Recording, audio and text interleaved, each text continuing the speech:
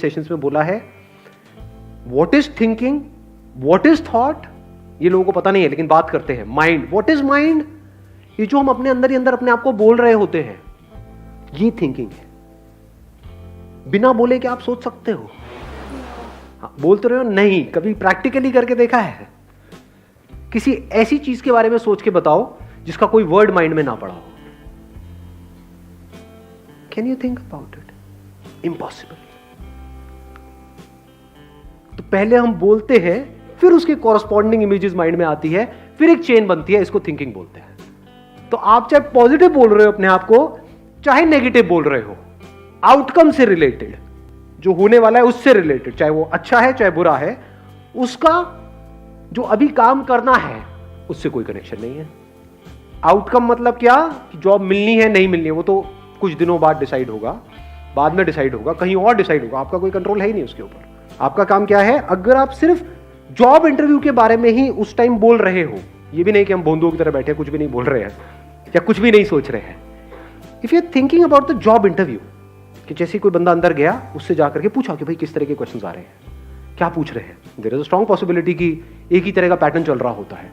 तो आपने उसको सुना, समझा और अपनी प्रिपरेशन करी, अपना प्लान बनाया, उसमें कोई दिक्कत नहीं है। Because that plan, that preparation, that thinking about the interview is important. If you are speaking about जो होने वाला है बाद में कभी, उसके बारे में आप सोच रहे हो, या जो भी काम है उसके अलावा किसी भी चीज के बारे में आप बोल रहे हो, किसी भी चीज के बारे में, अपने माँ बाप के बारे में, घर में ये हुआ, वो होने वाला है, ये होगा, वो होगा, मिल गया तो ये होगा, पार्टी होगी, नहीं मिला तो, ये सब अगर आप बोल रहे हो तो आप उस मोमेंट में नहीं हो।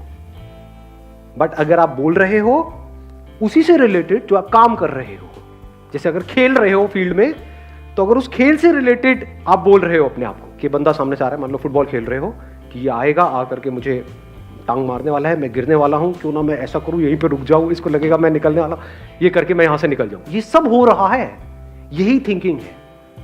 बड़ी तेजी से हो रहा होता है ये काम पूरा का पूरा। तो अगर आप उस गेम से रिलेटेड अपने आप को बोल रहे हो, सोच रहे हो, उसमें कोई प्रॉब्लम है?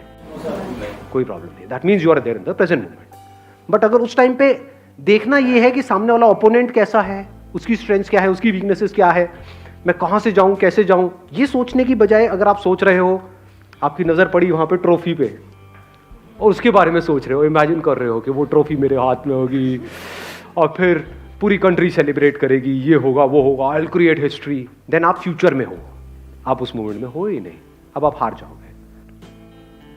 आपकी सक्सेस जो है, जिस भी फील्ड में आप जा रहे हो, उसका कनेक्शन है कि आप अपनी 100% कैपेबिलिटी पे परफॉर्म कर सकते हो या नहीं कर सकते।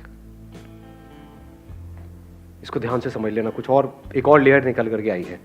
मतलब आपकी कैपेबिलिटी ये है, यहां पर है, किसी और की कैपेबिलिटी ये है, आप उससे हार जाओ, कोई प्रॉब्लम नहीं है। पॉइंट ये है कि क्या आपने अपना 100% दिया? अगर आपने अपना 100% दिया और आप उस बंदे से हार भी गए, तब भी आप जीत गए, क्योंकि आपको 100% देना आ गया लाइफ में।